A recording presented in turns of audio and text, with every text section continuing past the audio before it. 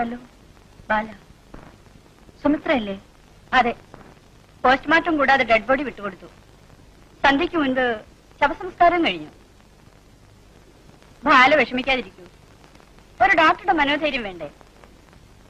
ശരി. ആ, നാളെ കാണാം.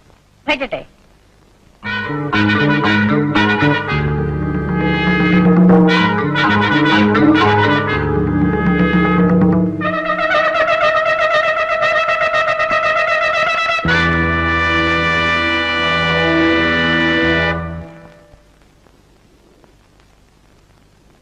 ഭക്ഷണം കഴിക്കാൻ വരൂ കുഞ്ഞേ.